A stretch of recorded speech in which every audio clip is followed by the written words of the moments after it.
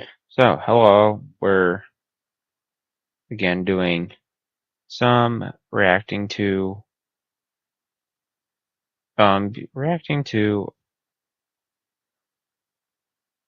we are going to be reacting to more Disney crap and roasting also some, you know, um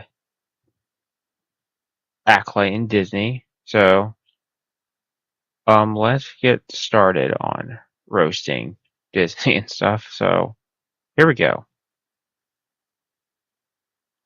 Do you guys work there? You wanted to talk to us? I'm sorry? Everything okay? No, not everything's okay. Okay, do you want to share anything with me or anything? Do I want to share something with you? Yeah, just... There's a massive story coming out inside your company. So very careful about messaging because they don't want to get to discrimination in either direction. But certainly there have been times where, there's no way we're hiring a white male person. Just kind of unspoken. There are times when it's spoken, but How would they say it? there's no way we're hiring a white male person. I still don't understand how you can get away with that and say that. It's like, how on earth? Okay. Give me 1 second. Let's do this. Okay. So there's full. Okay. We're doing a story about Disney's discrimination against people on the basis of race. So tell me about you. What's that? Tell me about you. Tell me about me? What do you want to know? What about the story? More about the story about me. You. Hi, guys. Do you know what the code words are for the discriminatory hiring practices? Do you work in HR? Can we speak with the CEO? No, unfortunately, I cannot. How do you know? Because he usually does appointments only. He might want to take this meeting. I'd advise you to contact him through emailing or online, but I Okay. can't really let you guys in right now. I'm sorry. He can't let us in. You want to know about me or about the story? Let's hear about you. About me? Let's hear. My name's James. Hey, James. What's- I'm Matthew. Matthew, nice to see you. Yeah. Have you heard of James How O'Keefe friendly. or O'Keefe Media? Is that you? Yeah. I haven't. No? We do the investigative undercover videos and exposing all the big companies. What media company does that? I don't know. Would it make a difference? Just out of curiosity. Is it a curious? Did they tell you to ask that question? I'd like to know. Just you, You know, personally?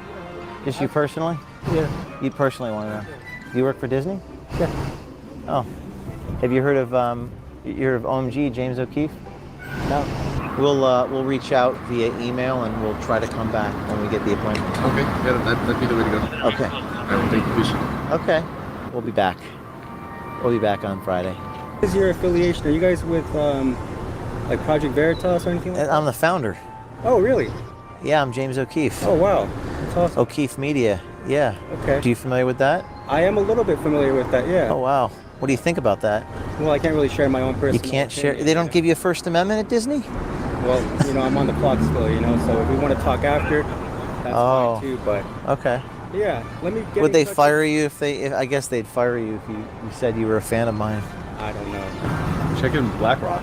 BlackRock, we did that last year. Oh, check in. Yeah, check it out. Thank you. Some people are rather nice. He wanted me to check out BlackRock. Maybe we have fans inside Disney, right?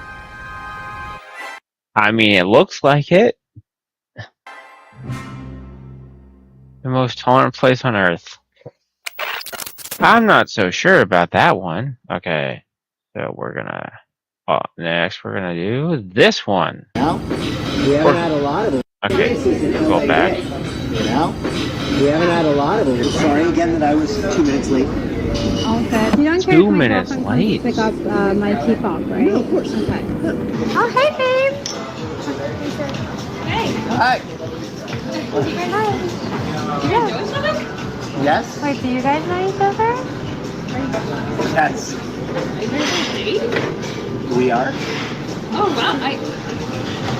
You told me you had a tickle in your throat. I did. I thought. Is this what you call it? Come on out with my friends. Wait. Massive troll. Hi. Is your name Michael Giordano? Maybe. Do you work for Disney? I'm not gonna. Is this you right here? I'm not. Well, So you you just walk are the vice president of the Walt Disney Company, and you're on tape This saying might- that you don't hire white males. Quote, no way we're hiring a white male. There's no way we're hiring a white male. This man is. Are you This the man vice is. president of Disney? Do you know about Title VII of the Civil Rights Act about discriminating against people based upon religion and race, sir? Quote, I'm not looking to bring on any more clients who are white, you know. I hear all the time, like, I'm looking to hire writers and actors who bring diversity. I'm not looking to bring on any more clients who are white. Disney is concerned I'm a white male. I have friends in HR. Mike, who are your friends in HR? As far as Disney's concerned, I'm a white male, and that's not what they're looking to promote at the moment. I have friends in HR, and I have friends in those divisions. Do you think that being quiet is going to help you? You don't have authority to put me on tape. Goodbye. I will put you on tape, and I do have that authority under the First Amendment. You know, just because you work in Hollywood doesn't give you entitlement to discriminate against people on the basis of race. Michael Giordano.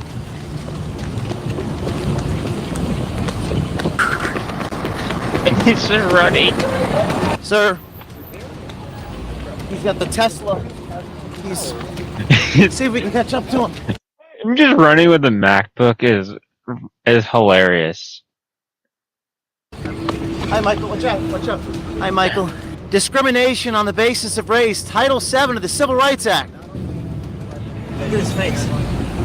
Look at his face. I believe it's in I always get my exercise with these guys. Whew. Oh man. Yeah, he was out of there on the New York Minute. We confronted him and he drove away in his Tesla. Very upset. The two girls confronting him at the same time. Apparently he lied and told one girl that he has a little itch in his throat. We have someone gesturing. Let's see what happened. This guy works for Disney and he was discriminating against people in the hiring process. And he was on a date, but it wasn't a date. It was an undercover person with a hidden camera. The vice president of Disney sat right next to you. He's the vice president of Disney. You bet, yeah. What's his name? His name is Mike Giordano. And so that was like a fake date. That was a fake date. And who was the girl? His girlfriend? There were actually two girls. One girl confronted the other because he was lying to one of the girls about the girls he was dating. So it was a whole. That was a real undercover investigation right there. That was not a real girlfriend. There were two girls, and the other girl made an excuse, and then they showed up and confronted him. And Wait, and so that girl was here on a date with him, and it was like a setup to get him here? yeah. Wow. Not a week goes by without a news headline about potential medical supply shortages, threats Pure genius. to our infrastructure or power grid. And you remember what they pulled during the last Okay, we support the grift, guys. We support the grift. pandemic. Certain medications were mysteriously out of stock. No way will I ever let that happen again. In today's unpredictable world, it's all about being prepared for who knows what they have in store for the next pandemic. Our friends and supporters at the Wellness Company have designed this unique, prescription-based medical emergency kit that is packed with 8 potentially life-saving prescription-only medications, including Z-Pak and ivermectin, which I used myself while out on the road and starting to feel a bit under the weather. Health is everything, and this is a great opportunity to order a Wellness Company Medical Emergency Kit. The Wellness Company Medical Emergency Kit stands ready to treat over 30 common ailments, ensuring you'll have access to vital medications when you need them most. And now save $45 per kit when you order using the code OMG. Get ready to write this down. Get your Wellness Company Medical Emergency Kit at twc.health/OMG. That's twc.health/OMG. That's twc.health/OMG. And save $45 per kit today when you use code OMG. Y'all working hard. Working really hard in I love Hollywood, it. exposing it. Yeah. Okay. You guys work in Hollywood? Kind of. Really? Okay. You Good. probably shouldn't tell me because I'll. Yeah, have a You're- good one. If there's any fraud you're committing, just be careful, okay? Y'all are sick. Underage? Yeah. That's not a bad idea for the next sting, right? Saving the city. Saving the city of Hollywood, one at a time. Check it out. Yes. Have a good one. OMG, O'Keefe Media Group. OMG. Okay. OMG. Check it out. Thank Check you. it out. All right, saving the city. You heard it here in Sunset Plaza in Los Angeles at that Le Petit for exposing the discrimination. He ran away in the Tesla, almost ran over your foot. You had to be real careful. He's not a happy camper. Stay tuned. Disney Part 1, Part 2, and 3 coming out soon. There is no cow too sacred for O'Keefe Media. Stay tuned. How you doing? Oh, this guy, Vice President of Disney, was caught in an undercover sting. Oh, really? Yeah. Exposing the corruption, you know, that's what we do. How you doing? Sorry about, I didn't know you guys were still filming. I said I was a big fan. Oh, you're a big fan? Yeah, I didn't know we had fans in LA. Yeah. Nice to see you. How you doing? James. Sergey. Sergey, nice to see you. Yeah, Disney, Vice President. Oh, wow. Exposing Hollywood, yeah. Interesting. I'll be looking out for it. Stay tuned. Can I get a photo? Sure. All right. I'll let you guys go. Take care. All right. So next one is. Okay, here's the big Do one. you think that they wouldn't hire a C-suite who's not white or not Jewish? In entertainment, no. There's also Okay, so he's the director in production finance. So we will see how this goes. It's not, there's a glass ceiling. It's not quite like been breached yet. You're not going to see a CFO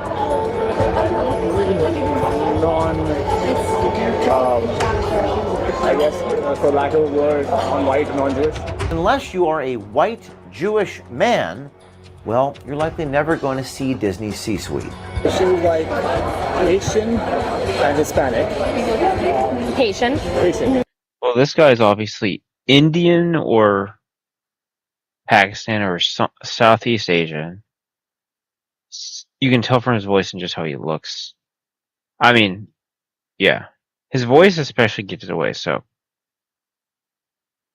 he is of the down there, so he's not part of it. So he's probably there is a diversity hire, maybe, since he's finance. Hispanic mix.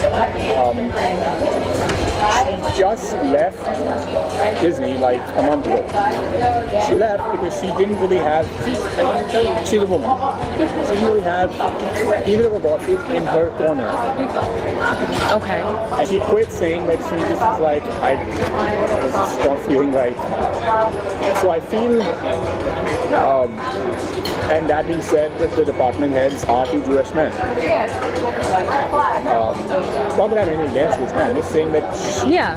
Disney, I thought you were for Palestine. What are you doing with Jewish people? I mean, obviously, I don't care, but it's just kind of funny. Being of color, felt bad and she quit. Because she just said that I can't seem to like him. The very well qualified Haitian Hispanic woman who had rapidly worked her way up the Disney ladder left the company, acknowledging that she likely had no future there, oddly enough, because she wasn't white, Jewish, or man enough. So maybe there's this juxtaposition between corporations, especially in entertainment, that say, you know, we want diversity and all these things, but then in reality, but it's a number. Like, you know, like I've done the reports for diversity inclusion. They make us do every year, saying, okay, like look at the shows, tell us the diverse cast, all crew members are in there. So you've seen number count go up. I'm like, yes, it's gone up, but I feel like that's like a forced metric. Does every department have diversity spreadsheets? I'm seeing a pattern here. And that is from Disney's hiring practices. what about like the LGBTQ? Yeah. I want to see them do it more in like the kids' shows. That'd be great. Yeah, it's the way the world is. What? You can't like pretend it doesn't exist, right? Yeah. And say like, oh, Okay, why don't you make a movie about, you know, the opposite side? You won't, but it'd be consistent. I mean, why not? You're gonna make about LGBT, alphabet, C3PO, whatever. Why don't you make one about the other side? If you're gonna make it about the real world, I thought it was about the real world, make it consistent, Disney. Come on. Oh, we're just going to show like one section of society. That's all the world is. The world is like full of everybody. Right.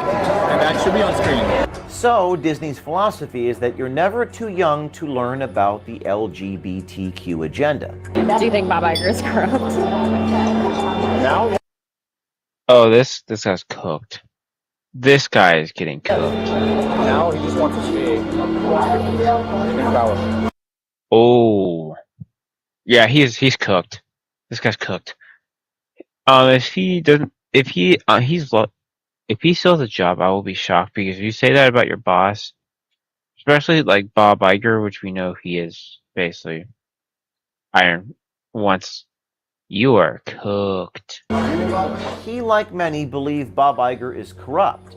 And if you look at the recent filings of Disney shareholder Nelson Peltz, it seems others carry the same sentiment.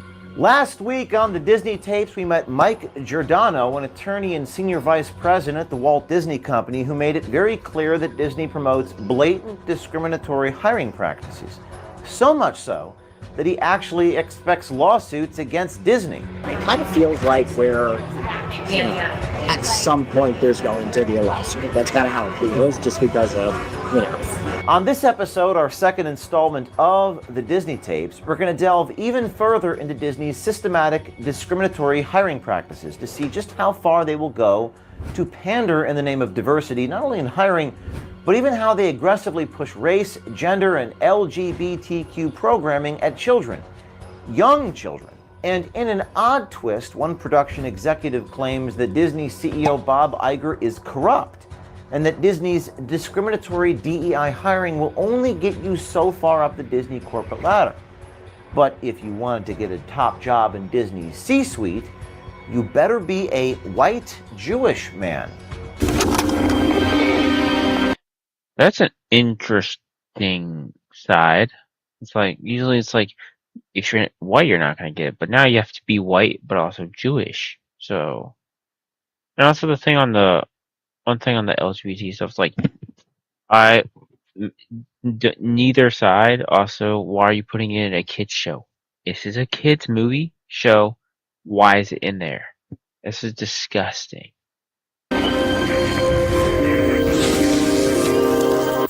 Now, let's pick up where we left off last week. Remember Disney Senior Vice President Michael Giordano and his claims of blatant discrimination in Disney's hiring practices?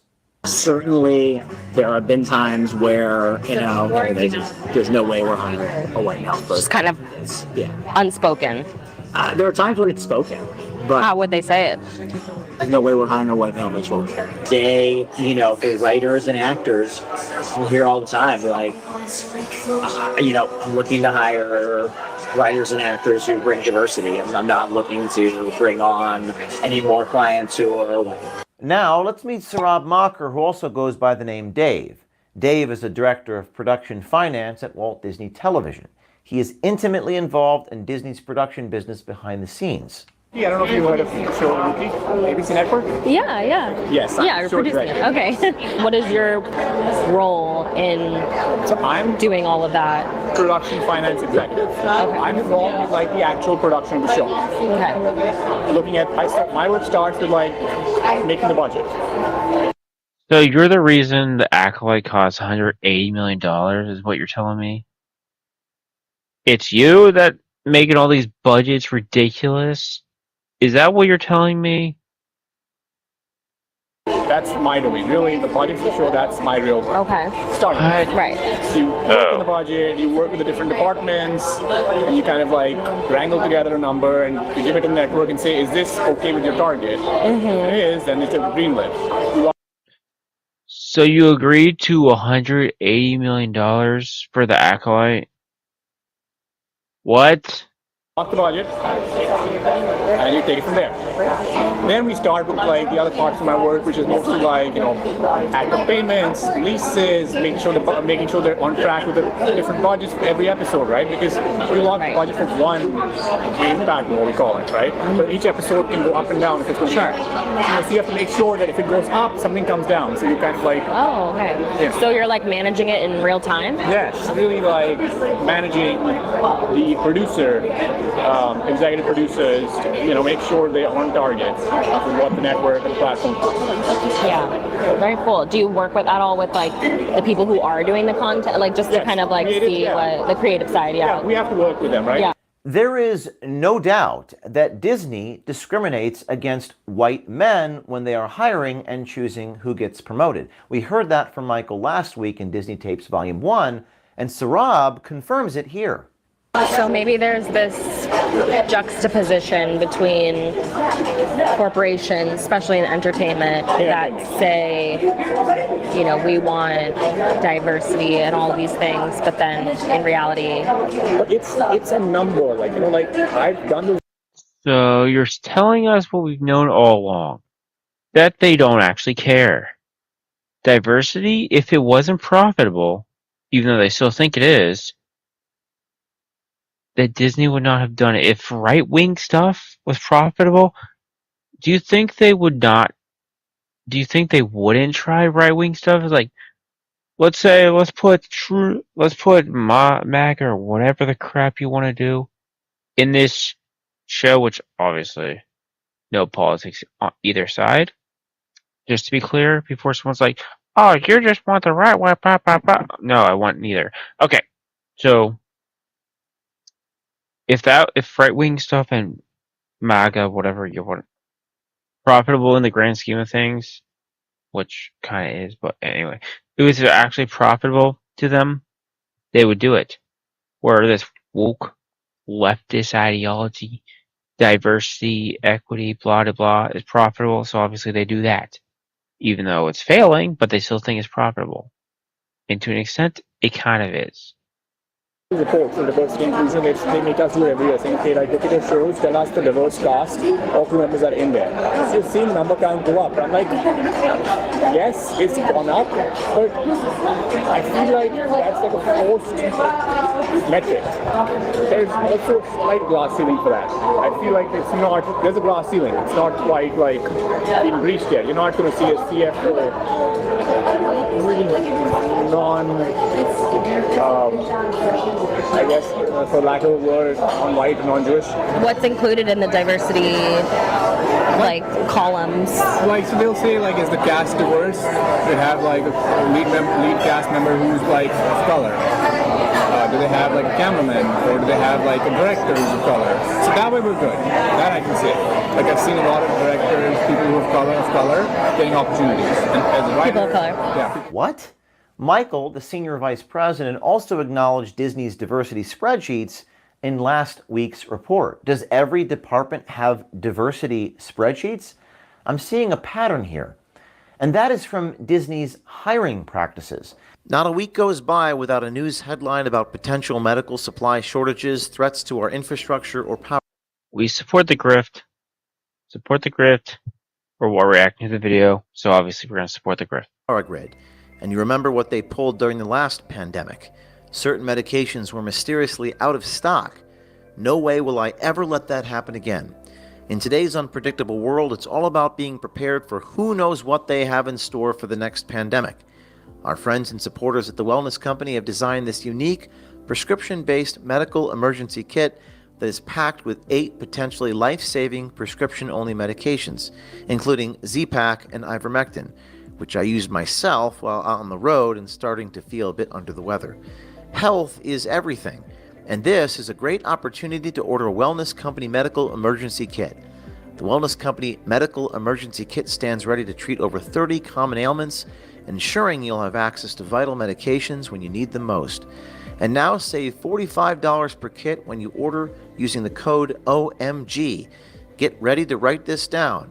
Get your Wellness Company Medical Emergency Kit at twc.health/OMG.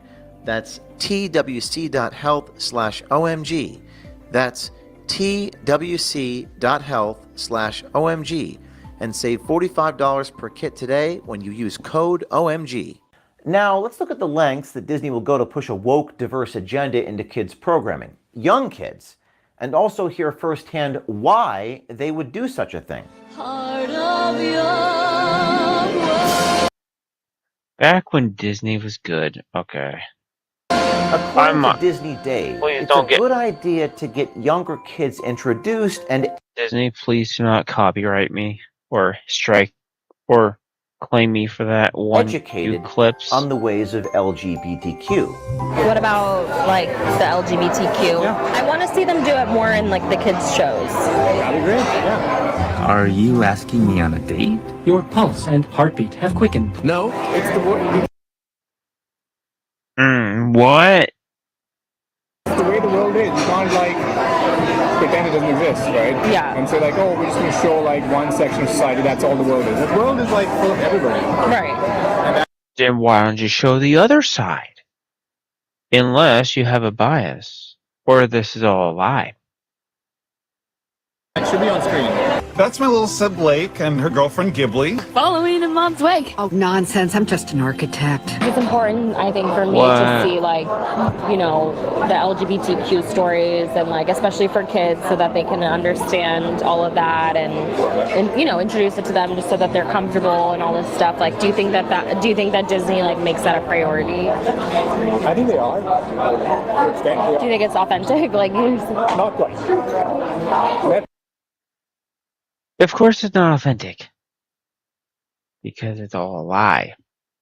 I do agree Netflix does it better, so obviously I don't like the pushing, but hey, for some of their shows, I don't think I've really watched ones like Focus. For some of their shows, it's not like, some of it is very not forced. It's kind of like, just happens to be there. So, there's that, I guess. If you like the alphabet stuff, some Netflix has some where it's just smoothly done and not overly over the head with it. Obviously, Netflix does have some of that. So, I mean, some of the Netflix shows is very not really the main focus. So there's that. Netflix does it better. So Disney's philosophy is that you're never too young to learn about the LGBTQ agenda. Even Dave thinks Disney has gone too far, pushing the DEI. You think? Too far? You think they've gone too far? They've gone so far where their company, Inside Out 2, is the only Pixar animation movie that has made any money in the last few years. So yeah, I think that's an understatement of the year. They've gone too far. DEI thing in their programming. He talks about in one recent failed show, Debt and Other Details, where Disney tried so hard to push the DEI window that it totally tanked the show. I feel like in our show we insert diversity when it's not really like organic. Yeah, that's the problem. You make it not organic. That's why people don't like it. When you try to force it, no one likes it. There's no problem with diversity. It's forced diversity. That's the problem. How do you not understand this? Story. It's It kind of stands out. Like this just feels like a weird. orchestrated. Yes, that's the word. Orchestrated, right? Like we did a show called Debt and Other Details. Oh, I do not know. I don't know what this show is about or what it is. And I frankly, if it's forced diversity, I don't care. What's it called? Debt and Other Details. Okay. It just came out a couple months back. Now it's a whodunit with a good star cast. The main lead was a really big actor. He is a very big actor. Okay. It flopped. The audience didn't connect. According to Dave, the cause and shocker there. Failure of one of Disney's many flops was again attributed to trying to force DEI into programming where it was not only out of place, it was highly inauthentic. It happens, Yeah. but if you did the analysis, the post-mortem of it, and you're just like, why? Because the story, they just tried to feed in so much diversity, and they took away from what could be authentic. It just didn't feel authentic. Yeah. The characters felt like, oh, they're trying to hit a box. Like, there's one lesbian character there's one like African American, there's one Indian, there's one Chinese, there's one this. But it just felt like these people would never be together in that setting. You know what I'm saying? Wouldn't you have liked to be a fly on the wall in that meeting, just watching the guy with the DEI checklist? Chinese, check. African American, check. Lesbian, check. Indian, check. It's just like, it doesn't feel authentic. I'm like, that's the word you guys missing here. Authenticity, you know? Like, when you're doing a show, it's gotta feel real. It's gotta feel like, wow, this is like the way it is. Really? At what point do they realize that DEI just isn't working? For the audience? Not for a while. They won't realize till probably for a while. I mean, I think maybe another 2-3 years, they might be like, okay, maybe this was a bad idea, but at that point it's too late. I mean, it's looking already too late now, but 2-3 years down the line, it's even gonna be worse. Or for the shareholders. On top of all of this, Disney executive Dave even tells our undercover journalist how he feels Elon Musk doesn't believe in free speech and is only out there to seek attention. Something that was like, obviously there's all this drama with Bob Iger and Elon Musk and like all this stuff, and like I was reading something because people have come down on Disney. He does stuff for like publicity. Okay. But it works for him. I mean, Elon Musk is a businessman, so naturally you're gonna need publicity to continue being successful as a businessman. I mean, I don't think what he says literally. Like Elon believes this. Do you think he actually believes in free speech? No. I mean, I kind of agree because Twitter, there's some people banned, so even though he bought Twitter and it's much better because you can actually have arguments with people without them trying to get you banned and stuff. It's nowhere close to freedom of speech, but it's closer than it was before he bought it. But is it a free speech platform? No. He might be trying or says he believes in it, but that's not what it shows. So I kind of agree to an extent on this point. No. He don't. Alright, so his biggest thing was, I want free speech, right? Right. People joined Twitter and started impersonating him. He blocked those people from Twitter. Now, How dare they? How's that free speech? Yeah. I think the thing for that is they didn't specify it was a parody account. Because you have to specify that the account is a parody if you're mocking someone else. I think that's what happened with that one. So I'm like, you're the owner, you can make up rules as you go. Like, free speech means anything. Free speech. If I want to impersonate you, I should be allowed. Right? That's your whole speech, right? Yeah. Unfettered access to whatever you want to say. What do you think Elon's motive is? Attention. Attention? You think he cares that much about attention? He's a narcissist. What cares about that? He's got big ego. You feel that. People I mean, he's again a businessman. Of course, he wants money. It's like, hey, It's like that's like saying, "Oh, you're live streaming. You want views." Duh. Why would I live stream if I don't want views? That's retarded. So he's the richest person in the world. So of course he still wants money. like him love spotlight. He wants to be in that news. He wants to be in the front page every day saying, Elon Musk did this, Elon Musk said that. That gives him energy. I've seen people like that. I know people like that. You know, like they love that energy. They thrive on it. They want that spotlight. I've had it with all my personal and private information. Again, we respect the grift. Being exposed and exploited by big tech and big government. So I'm joining my friend Eric Prince, and I'm switching to my new unplugged phone. Protect your privacy. Get your very own unplugged phone. Go to unplugged.com/OMG. That's unplugged.com/OMG. Take your privacy back. Unplugged.com/OMG. Now let's get back to Disney's discriminatory hiring practices. Just when you thought there is no way Disney will hire you if you're a white man, Disney Dave tosses us a curveball. Imagine seeing this ad in the Help Wanted section. Job opening, Disney C-suite, must be a Jewish white man. Okay, so it isn't... Well, that's a little surprising, but what's the catch? Quite that overt. But let's say that you're lucky enough to get a job at Disney and you're setting your sights on going all the way up the corporate ladder.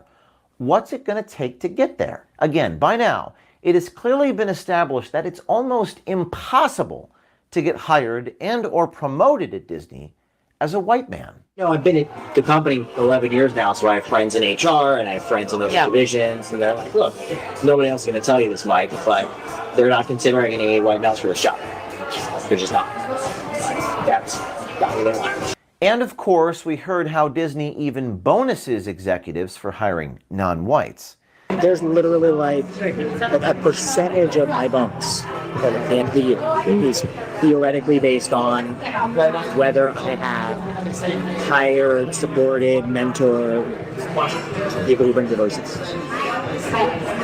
Whether you, what kind of mentor? What do you mean? Like if I've done things to help further the careers of people who bring diversity. Oh wow! That's hiring them or helping them to get promoted or mentoring them. That is until you apply for a job in Disney's coveted C-suite where their top executives hang out. Though Disney makes a big show of pushing diversity, equity, and inclusion across middle management and even in their casting and staffing of their productions, Dave Macker claims that Disney has a glass ceiling when you get to the top, and you have to be a white Jewish man if you want a shot at making it into the C-suite. It was really cool to hear that, you know, that they take that into consideration, like, you know, bringing in people from diverse backgrounds and that kind of thing. There's also a slight glass ceiling for that. I feel like there's a glass ceiling. It's not quite like been breached yet. You're not going to see a CFO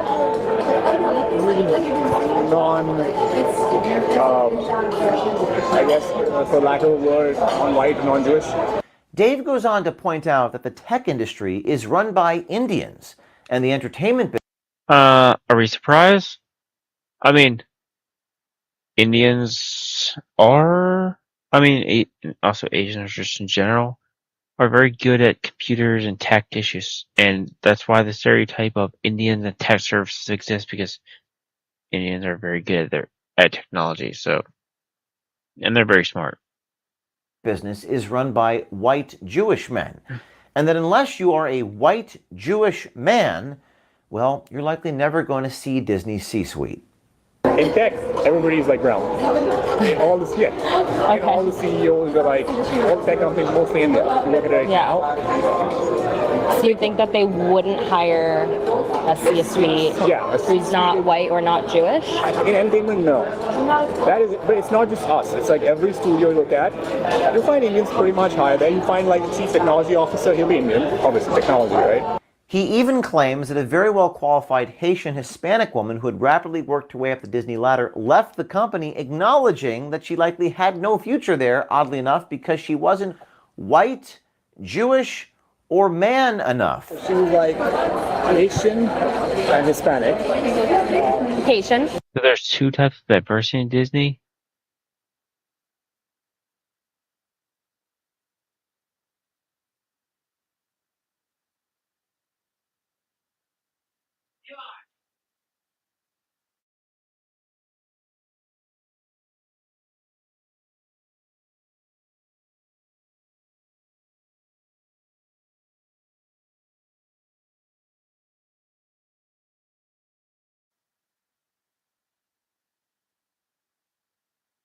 Haitian, Hispanic, mix.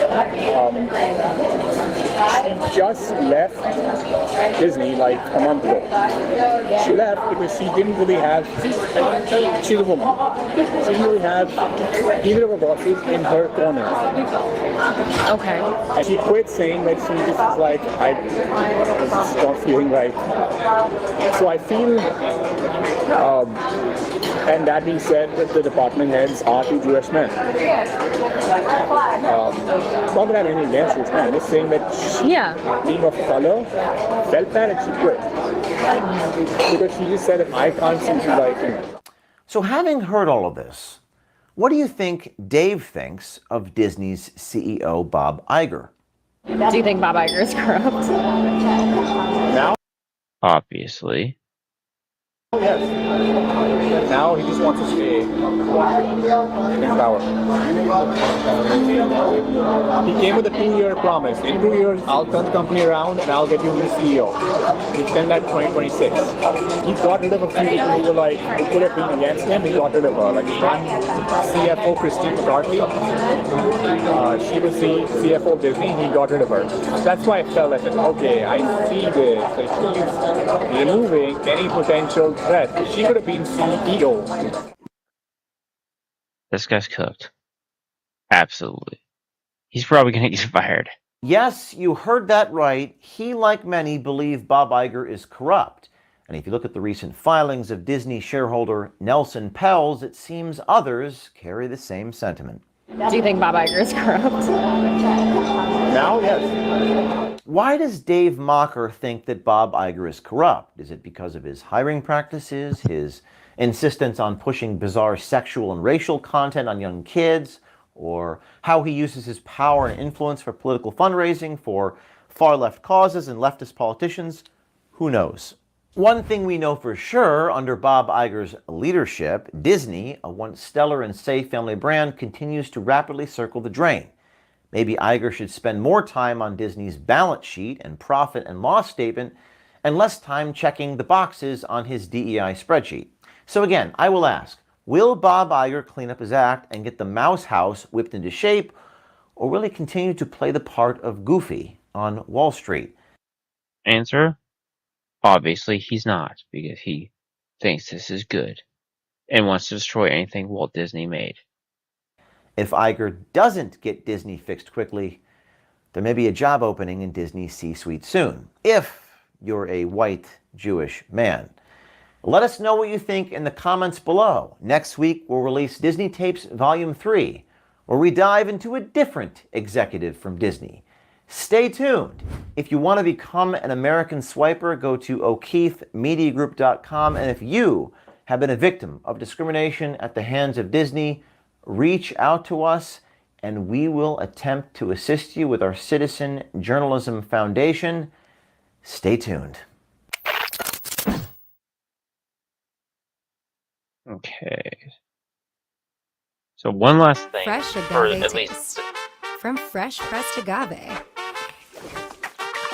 There was a thing that Elon tweeted, I think today or yesterday, in response to one of these things at Disney. There's no way we're hiring a white male, Mitchell. Where one of the guys at Disney like openly said, I would never hire a straight white man. He had he had O'Keefe from Project Veritas on the other day. Yeah. And that's like that guy's the boogeyman to the left. Yeah. You can't, like, even if what he's saying is a fucking threat, he's exposing threats to democracy. Yeah. He's exposing real live corruption. He's exposing real live conspiracies. Yeah. And they're like, yeah, no, but it's Veritas. But like, it's Veritas, yeah. They've somehow or another decided that an individual can be like, it's almost like a cure to the reality of whatever he's exposing. Like you could say, oh, it doesn't matter because it's James O'Keefe. And you can put that on top of the thing and it all goes away. I don't think it should matter if it's James O'Keefe or not, because what he is showing is messed up things. And one thing I want to show is the character from, the shadow guy from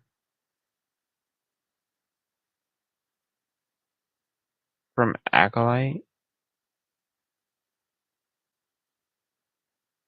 The helmet looks kind of similar to this from Persona 5. Except, not as, but it just kind of looks a little similar. Just a little funny. But, speaking of the Acolyte, let's see, how is it doing? I will know, it went up and this went down. Actually, this also went down. It was at 83. So 84 used to be 85. This used to be 13, obviously. Because The only good part of the show so far has been that fight scene. And, well, yeah, that.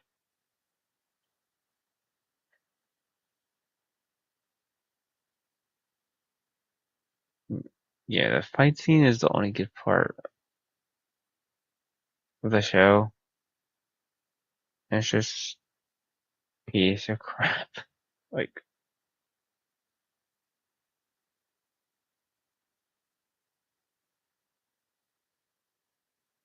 what do we have here?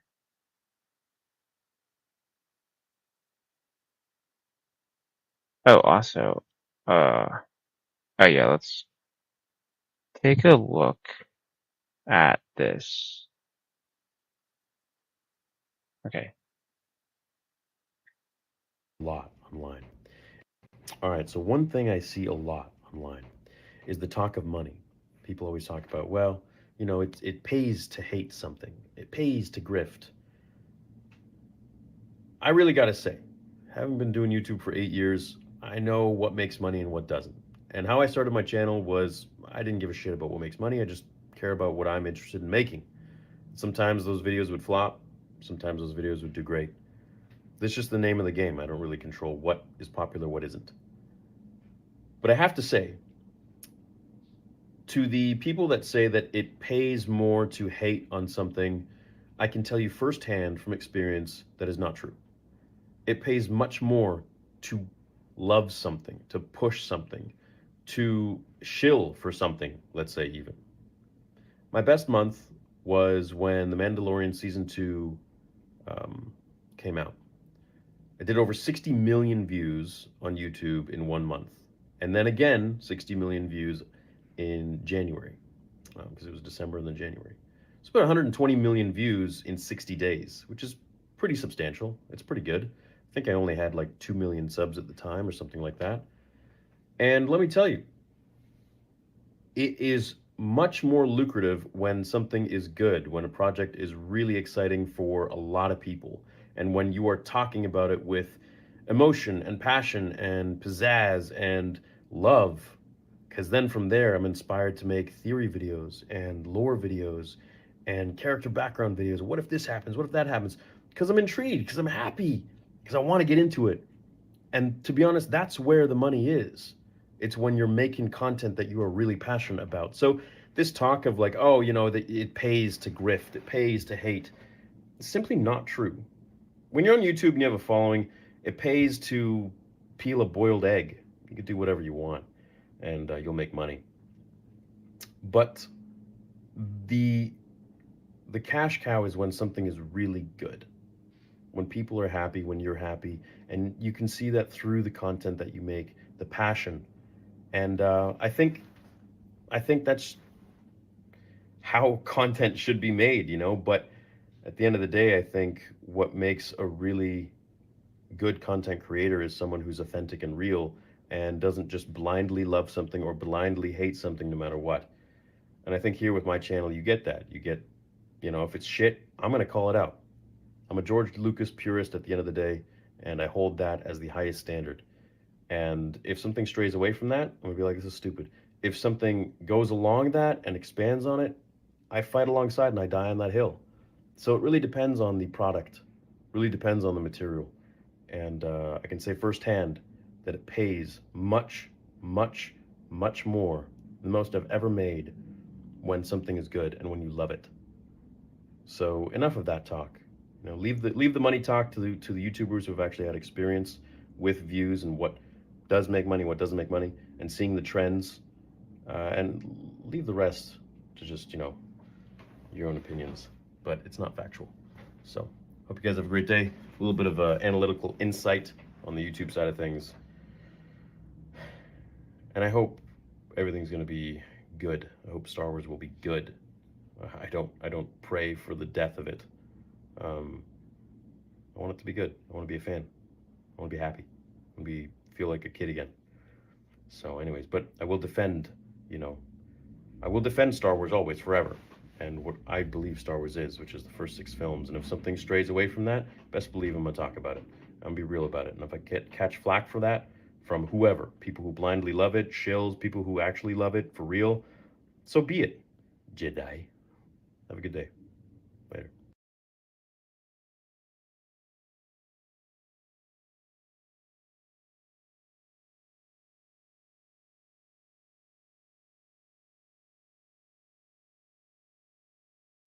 That is true, actually.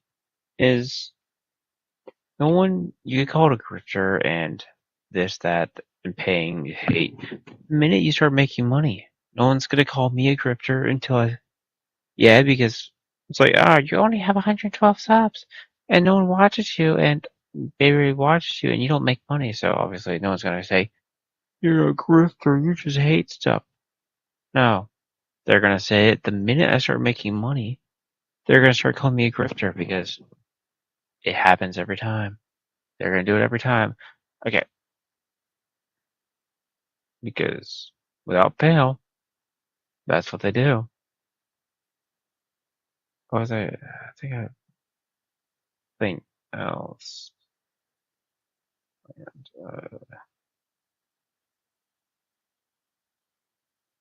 Okay, let's. I'll just share that for a second. Okay. Oh, I remember what it was now. It's down here. Oh. Oh, it reminds you of this post. Where's the?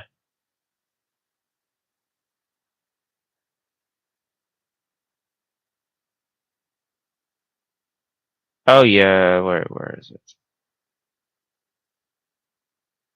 Oh, here it is. This. So. Oh, she's been trashed. What are you talking about? Okay. We have been. We had more than you have. But, so you're admitting Gina Carano was Fate Outrage. Got it. Okay. One last thing. I think, we have time.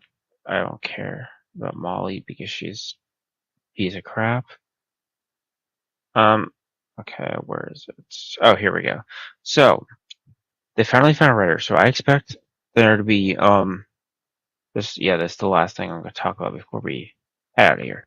Okay, well, my opinion on this is they finally have a writer. So we will find out the cast probably in the next few months.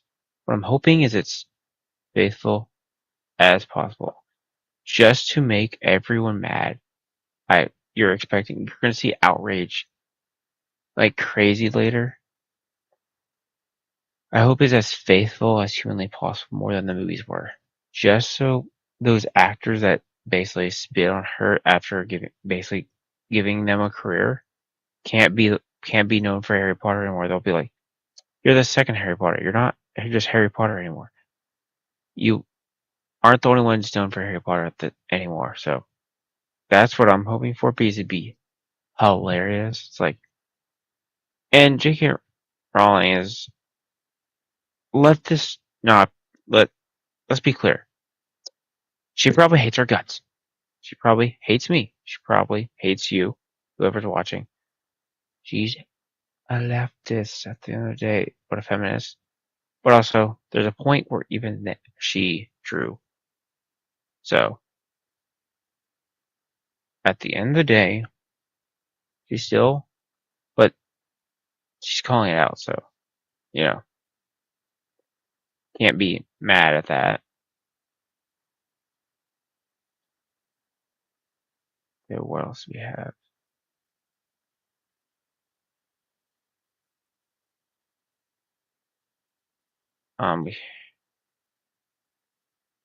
I guess we could just, so, let's check this real quick. No, okay, so, just, I'm gonna, just to be clear, I will be back Monday. I will usually don't do anything Friday. Saturday and Sunday is usually my break. Sunday of church, so that's the reason why I don't do anything Saturday, Sunday. The only time I do anything Saturday is something big happens, unless some news happens. Oh, the disrespect thing. Right. Okay, I'm gonna just talk about this real quick. The Dr. Disrespect thing. It was revealed if you didn't know, he came out and said I texted a minor. What I'd like to know is it clear, he needs to clear up if he knew it was a minor prior to when he talked to her. And it looks like he's already cooked, but if it comes out that he knew prior and still continued or stopped, that determines the entire thing. That determines whether or not, because if he stopped the minute he found out she was underage, it's still not going to look good. He cheated on his wife. Let's not, all the woke people or SJW people like, oh, the SJW, we're not defending her. We're saying we need concrete evidence before we condemn. We're not going to blindly hate on him or blindly condemn him because we don't know the full story. It looks like we know most of it, but that's the one thing we don't know is, did he for certain know she was underage? And if he found out, did he stop contact? And if that's the thing, if that is shown, then that's that. So I'm going to talk on that subject, but in terms of Disney and Acolyte, let's just say it's not going great. I did say yesterday that the guy that looks like Sei Nijima mask from Persona 5 is the best part, and how come I'm still it's like, what are they gonna, Soul, they make Soul look like an idiot. It's just, this Acolyte is just ridiculous. Like,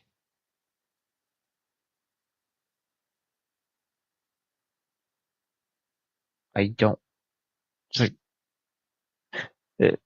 one thing I will say is, unlike The Last Jedi, there's no defense. Hello, my friend. There's no defense for this show at all. Like, unlike the Acolyte, unlike Last Jedi, there's only a few people defending it, and the people that are defending it are getting roasted by, hello, but they're getting roasted by everyone, and you can't use all the words you used to be able to use. Like, it's like, oh, you're a this, blah, blah, blah. You can't use them because we're 7+ years past Last Jedi. You can't use all those buzzwords that you used to be able to use. So you just be like, you hate women, you hate people of color. It's like, no, if that was the case, then some people would still watch it, and it's,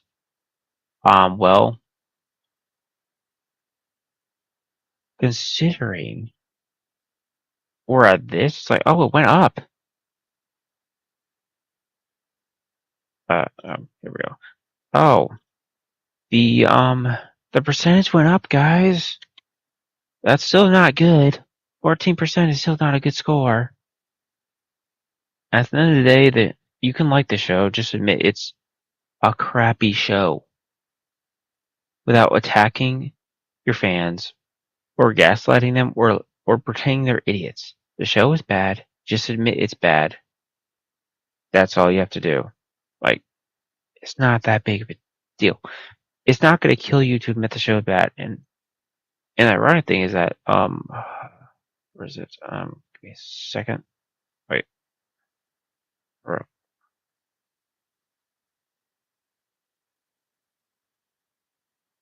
Unfortunately, it did. Because the last episode wasn't as bad as it was. So, oh, this is just cringe in every aspect.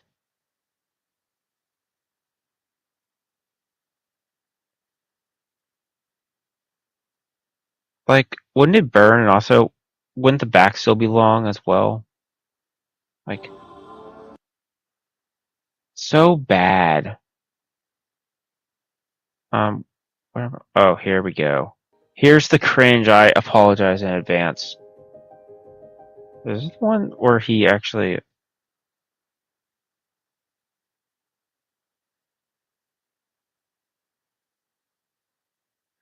Is this the one? Social media. There are more.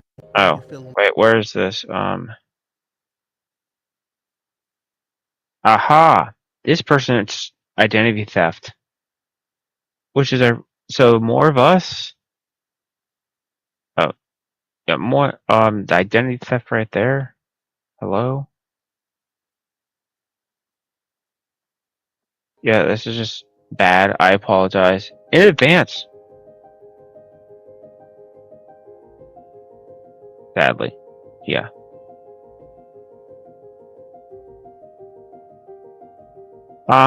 Yeah. They're complaining about misogyny and other crap. Star Wars is for everyone. For some reason. For everyone. For everyone. Star Wars is for everyone. Regardless of race. Regardless of religion. Regardless of gender. Or identity. Oh, isn't that ironic? Didn't you stole someone else's identity and you're talking about identity? Isn't that a little ironic there? Show, movie, comic book, collectible, or video game will be your favorite. That's what we've been saying. But you hate us. And that's okay. Social media should be a place where we can share our love for the franchise. Without being attacked for what we enjoy. Okay, Scoish. For bigotry. Misogyny. Oh. In the galaxy far, far away. But didn't Star Wars minimize thin on the Chinese poster? Isn't that what they did? Oh yeah, they did do that. That's why when you feel alone in your fandom, When someone attacks you for being who you are.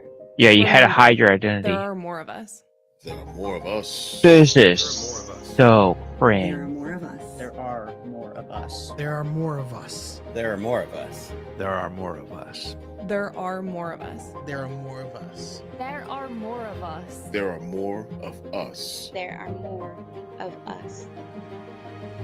Mrs. Identity Stealer? Okay.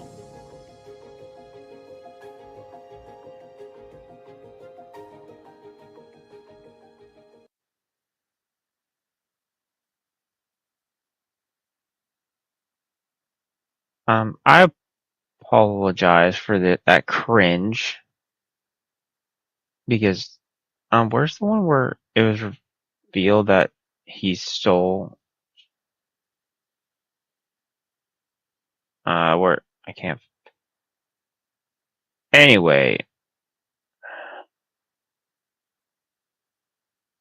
This guy's been after, yeah, whatever.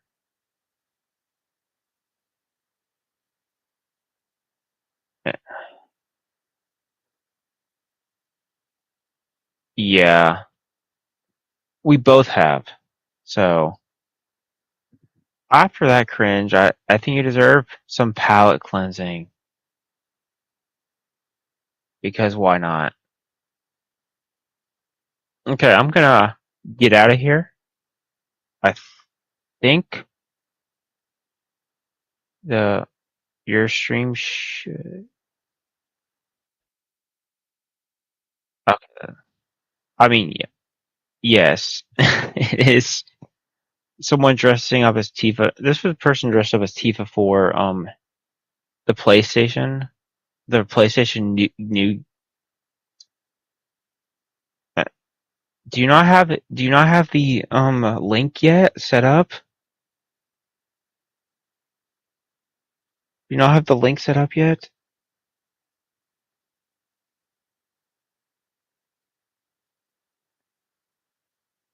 I was gonna link it. I was planning on linking it when I ended the stream. So I asked him. He said he was gonna release it at 5:30, and it's 5:30. What is he doing? Man, what are you doing?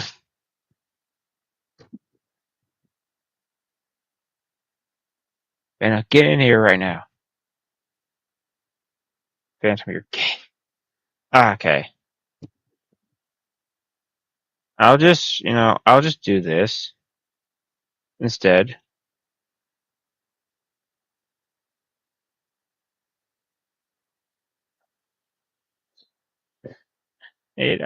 I'll just link the channel. It's gonna be easier. Okay. There. Anyone wants to in like a few hours, since someone didn't unlist it. Of course. Okay, I'm gonna aha. So with the Korean Tifa as the palette cleanse, I am going to get out of here, and I will see you in 2 to 3 hours, and probably watch 2 episodes of K-drama or something, and then other stuff. So I'm gonna get out of here.